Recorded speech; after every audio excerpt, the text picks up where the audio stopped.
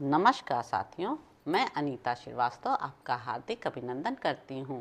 महर्षि वेदव्यास द्वारा रचित महाभारत के 69वें अध्याय में आज का प्रसंग है दुष्यंत का शिकार के लिए वन में जाना और विविध हिंसक वन जंतुओं का वध करना।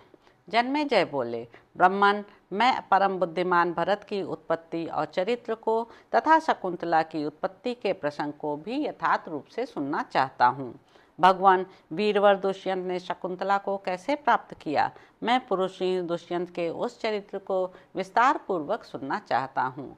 तत्वज्ञ मुने, आप बुद्धिमानों में श्रेष्ठ हैं, अतः ये सब बातें बताइए। वैशंपायन जी ने कहा, एक समय की बात है, महाबाहो राजा दुष्यंत बहुत से सैनिक और सवारियों को साथ लिए सैकड़ों हाथी घोड़ों से घिरकर परम सुंदर चतुरंगणी सेना के साथ एक गहन वन की ओर चले।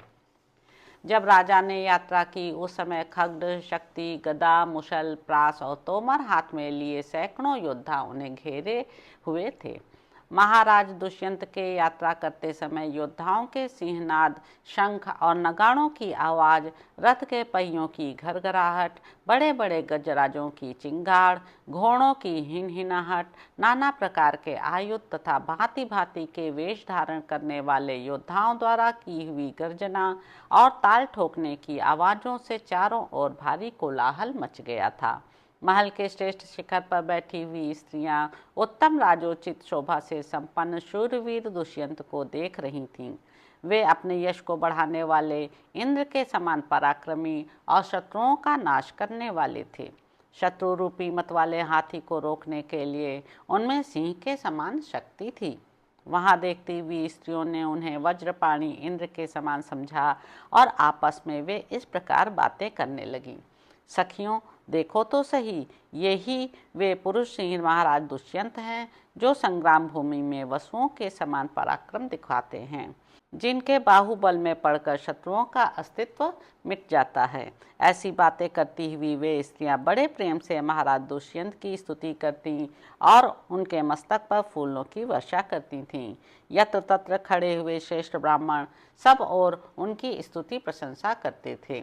इस प्रकार महाराज वन में हिंसक पशुओं का शिकार खेलने के लिए बड़ी प्रसन्नता के साथ नगर से बाहर निकले।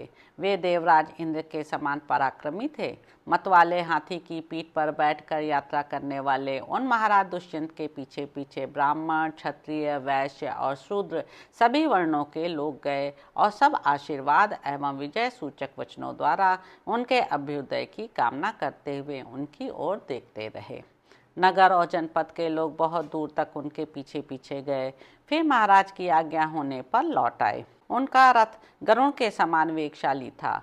उसके द्वारा यात्रा करने वाले नरेश ने घरघराहट की आवाज़ से पृथ्वी और आकाश को गुंजा दिया।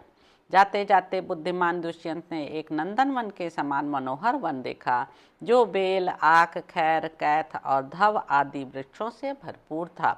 पर्वत की चोटी से गिरे हुए बहुत से शिलाखंड वहां इधर उधर पड़े थे।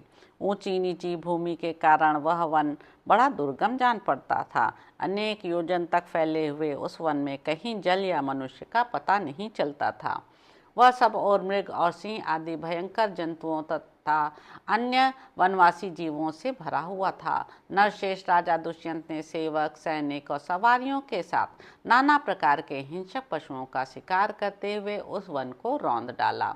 वहां बाणों के लक्ष्य में आए हुए बहुत से व्याघ्रों को महाराज दुष्यंत ने मार गिराया और कितनों को सायकों से बींध डाला। शक्तिशाली पुरुषों में श्रेष्ठ नरेश ने कितने ही दूरवर्ती हिंसक पशुओं को बाणों द्वारा घायल किया।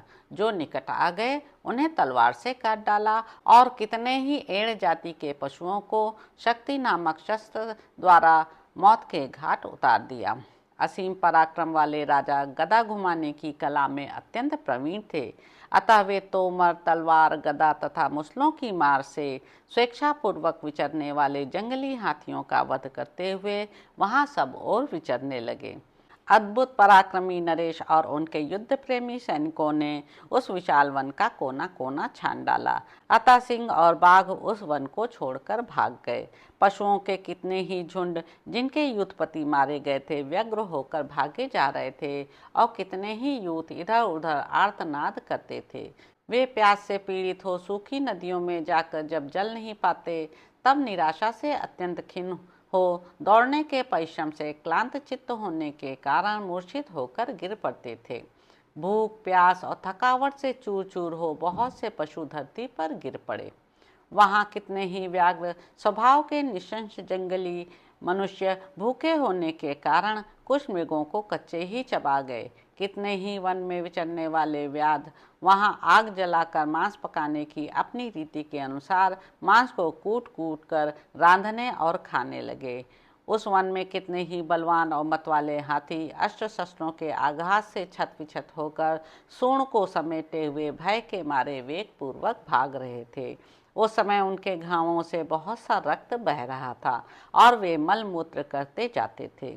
बड़े बड़े जंगली हाथियों ने भी वहां भागते समय बहुत से मनुष्यों को कुचल डाला। वहां बाढ़ रूपी जल की धारा बरसाने वाले सैन्य रूपी बादलों ने उस वन रूपी व्योम को सब ओर से घेर लिया था। महाराज दुष्यंत ने जहाँ के सिंहों को मार डाला था वह हिंसक पशुओं से भरा हुआ वन बड़ी शोभा पा रहा था। तो इस प्रकार साथियों आदि पर्व के अंतर्गत संभव पर्व में शकुंतलोपाख्यान विषयक 69वां अध्याय पूरा हुआ। इसके अगले अंक में आप जानेंगे कि तपोवन और कण्व के आश्रम का वर्णन तथा राजा दुष्यंत का उस आश्रम में प्रवेश। तो अब आपसे अगले अंक में मुलाकात होगी। मेरे YouTube चैनल संवाद विद अनीता को लाइक करें, शेयर करें, सब्सक्राइब करें। धन्यवाद साथियों।